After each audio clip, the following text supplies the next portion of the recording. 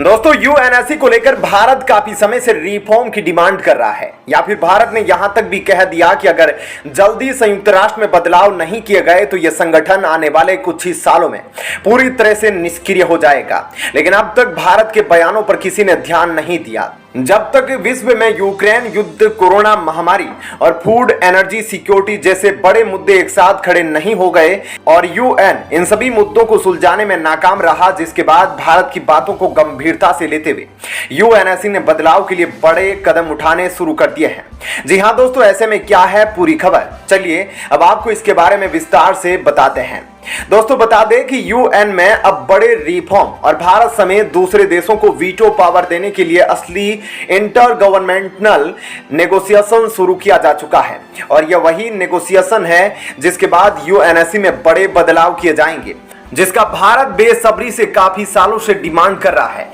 यह नेगोशिएशन हाल ही में शुरू किया जा चुके हैं और साथ ही इन बैठकों की पारदर्शिता को बढ़ाने के लिए पूरी मीटिंग को लाइव टेलीकास्ट किया जाएगा, यानी कि आप इंटरनेट पर इन मीटिंग्स को देख भी सकते हैं। यूएनएससी और संयुक्त राष्ट्र के पूरे स्ट्रक्चर में बदलाव के लिए की जा रही यह इंटर गवर्नमेंटल नेगोशिएशन काफी ज्यादा जरूरी है, जिससे एक काफी बड़ा पॉइंट यह निकलकर सामने आया है कि सभी देश संयुक्त राष्ट्र परिषद में परमानेंट और नॉन परमानेंट देशों की संख्या बढ़ाने पर बातचीत कर रहे हैं, जिसके तहत अभी जहां यूएनएससी में 5 स्थायी और 10 अस्थायी सदस्य मौजूद है, तो वहीं रिफॉर्म के तहत इनकी संख्या को बढ़ाकर 10 स्थायी और 15 अस्थायी सदस्य तक की जा सकती है। मतलब यूएनएससी में टोटल सीट की संख्या 25 देशों तक बढ़ाई जा सकती है।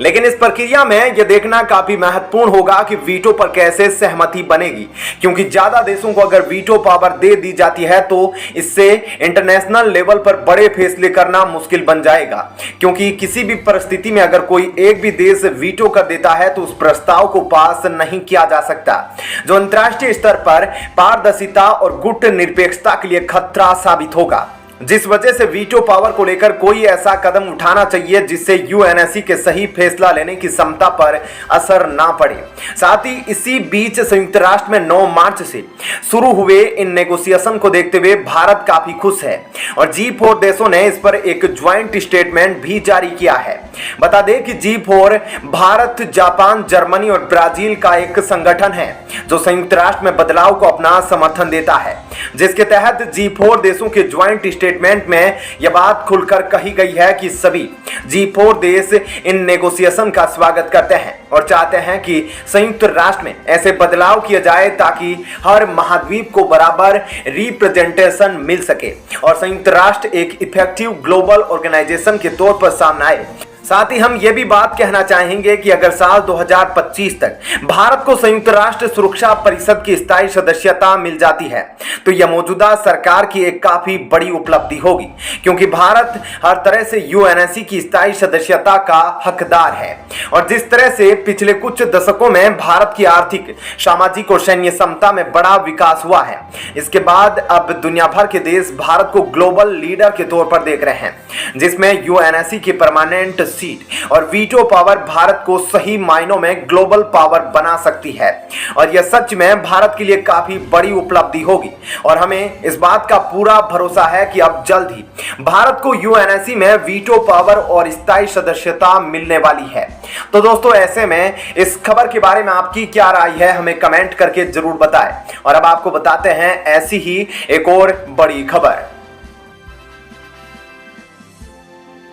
भारत को एक बड़ा ऑफर मिला है और भारत को यह ऑफर आर्मेनिया ने दिया है, जिसके बाद कई देश परेशान हो गए हैं। आपको बता दें कि आर्मेनिया वही देश है जो इस वक्त अजरबैजान, पाकिस्तान और तुर्की से बचने के लिए भारत से मदद मांग रहा है। एक जमीन के टुकड़े को लेकर आर्मेनिया और अजरबैजान के बीच जंग चल रही है।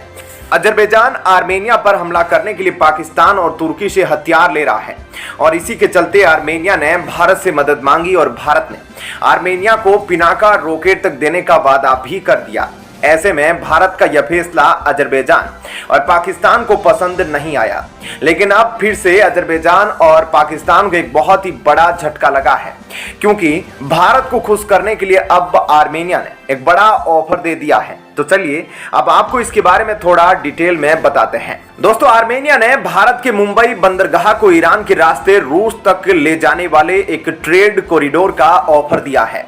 और इस कॉरिडोर के तहत भारत पहले ईरान के बंदर अब्बास पोर्ट से जुड़ेगा। उसके बाद यह कॉरिडोर आर्मेनिया के रास्ते होते हुए यूरोप और रूस तक जाएगा। वैसे रूस और ईरान पहले ही एक कॉरिडोर बना रहे हैं जिसका नाम international north south transport corridor है। यह कॉरिडोर भी रूस को मुंबई से जोड़ेगा, लेकिन यह कॉरिडोर अजरबैजान से होकर गुजरता है और इस कॉरिडोर का अजरबैजान से जाना भारत के लिए अड़चन पैदा कर सकता है। लेकिन अब आर्मेनिया ने इस मुश्किल का हल निकाल दिया है। आर्मेनिया ने कहा है कि हम मुंबई को रूस और यूरोप से जोड़ देंगे और बीच में अजरबैजान भी नहीं पड़ेगा। आर्मेनिया का प्रस्तावित यह corridor international north south transport corridor के साथ चलेगा और यह कॉरिडोर भारत को रसियन गल्फ के रास्ते ईरान तक पहुंचाएगा। उसके बाद ईरान से होता हुआ यह कॉरिडोर आर्मेनिया पहुंचेगा और आर्मेनिया के बाद यह कॉरिडोर ब्लैक सी से होता हुआ भारत को यूरोप और रूस तक लेकर जाएगा। यानी कि भारत यूरोप और रूस से जुड़ सकता है और बीच में अजरबैजान भी नहीं पड़ेगा। इससे नए व्यापार रूट से भारत और रूस के बीच पहुंचने वाले सामान में बहुत ही कमी आएगी। बताया जा रहा है कि इस कॉरिडोर के बनने के बाद 12 मिलियन टन से ज्यादा का व्यापार होने की संभावना है और इस रास्ते के बनने के बाद भारत और रूस के बीच अब सामान 20 से 25 दिन के अंदर पहुंच जाएगा, जबकि इस सामान को पहुंचने में 40 से 45 दिन लगते हैं। ऐसे में आर्मेनिया ने यह जो कॉरिडोर बनाने का प्रस्ताव भारत को दिया है, इसके बनने के बाद भारत को इससे काफी ज्यादा फायदा होने वाला है। खासकर व्यापार के क्षेत्र में यह काफी ज्यादा फायदेमंद होने वाला है और भारत का रूस और यूरोपीय देशों के साथ व्यापार इसके बाद और भी काफी ज्यादा बढ़ जाएगा।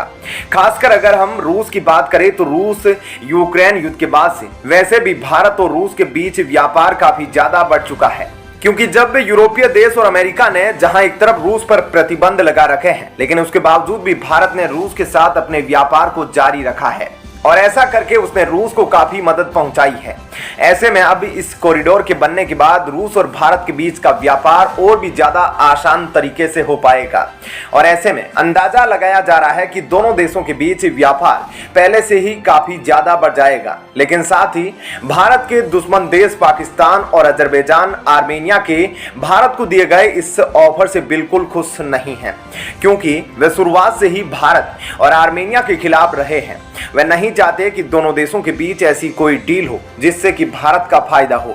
तो दोस्तों, ऐसे में इस खबर के बारे में आपकी क्या राय है, हमें कमेंट करके जरूर बताएं। और अब